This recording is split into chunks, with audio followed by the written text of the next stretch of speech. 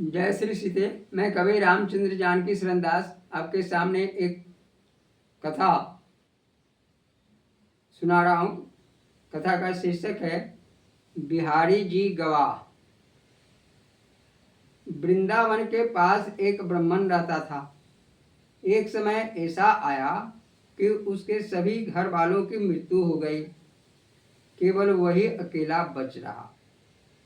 उसने उन सब का श्राद्ध आदि करना चाहा और इसके लिए अपना मकान गिरवी रखकर एक सेठ से 500 रुपये उधार लिए। ब्राह्मण धीरे धीरे रुपये सेठ को लौटाता रहा, पर सेठ के मन में बेईमानी आ गई।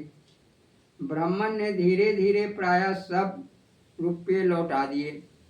10-20 रुपये बच रहे। सेठ ने उन रुपयों को उसके खाते में जमा नहीं किया, बही के दूसरे पन्ने पर लिख रखा और पूरे रुपयों की ब्राह्मण पर नालिश कर दी। ब्राह्मण एक दिन मंदिर में बैठा था कि उसी समय कोर्ट का चपरासी नोटिस लेकर आया। नोटिस देकर ब्राह्मण रोने लगा। उसने कहा कि मैंने सेठ के करीब करीब सारे रुपये चुका दिए, फिर मुझ पर नालिश क्यों की गई? चपरासी ने पूछा, तुम्हारा कोई गवाह भी है? उसने कहा, और कौन गवाह होता है? हाँ, मेरे बिहारी जी सब जानते हैं, वे जरूर गवाह हैं। चपरासी ने कहा, रो मत, मैं कोशिश करूंगा। चपरासी ने जाकर जज साहब से सारी बात कही। जज साहब ने समझा कोई बिहारी नामक मनुष्य होगा। उन्होंने बिहारी के नाम से गवाही देने के लिए एक नोटिस जारी कर दिया और चपरासी को दे आने के लिए कहा। चपरासी ने जाकर ब्राह्मण से कहा, मैं गवाह को नोटिस दे दूं, बताओ वह कहाँ रहता है? ब्राह्मण ने कहा, भैया तुम मंदिर की दीवार पर साट दो। चपरासी नोटिस साट कर चला गया। जिस दिन मुकदमे की तारीख थी, उस दिन की पहली रात्रि को ब्राह्मण रात भर मंदिर में बैठा रोता रहा।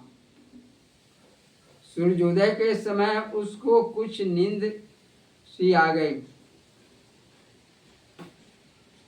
तब उसको ऐसा मालूम पड़ा मानो बिहारी जी कह रहे हैं, घबरा मत, मैं तेरी गवाही दूंगा। अब तो वह निश्चिंत हो गया। वह अदालत में गया। वहां जब जज ने बिहारी गवाह को बुलाने की आज्ञा दी, तब तीसरी आवाज पर हाजिर है कहकर एक युवक कटघरे के पास आकर खड़ा हो गया और जज की तरफ देखने लगा। जज ने ज्यों ही उसको देखा, उसके हाथ से कलम गिर गई और वे 15 मिनट तक वैसे ही बैठे रहे। उनकी पलक नहीं पड़ी, न शरीर ही हिला, कुछ बोल भी नहीं पाए। 15 मिनट बाद जब होश आया, तब उन्होंने बिहारी गवाह से सारी बातें पूछी। बिहारी गवाह का केवल मुख खुला था, बाकी अपने सारे शरीर को वह एक कंबल से ढके हुए था। उसने कहा, मैंने देखा है, इस ब्राह्मण ने सारे रुपये चुका दिए हैं, थोड़े से रुपये बाकी होंगे। मैं सदा इनके साथ जाया करता था। यह कहकर उसने एक एक करके सारी बातें बतानी शुरू कर दी। उसने कहा, रुपये सेठ के इसके खाते में जमा नहीं किए हैं। उसने कहा, रुपये सेठ ने इसके खाते में जमा नहीं किए हैं, बही के दूसरे पन्ने में एक दूसरे नाम से जमा है।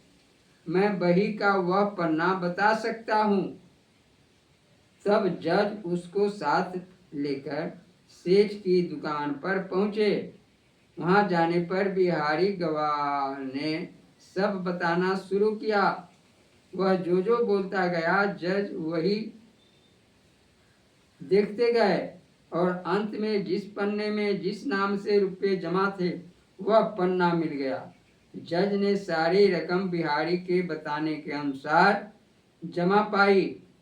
इसके बाद ज्यों ही जज ने आंख उठाकर देखा तो वहाँ कोई नहीं था।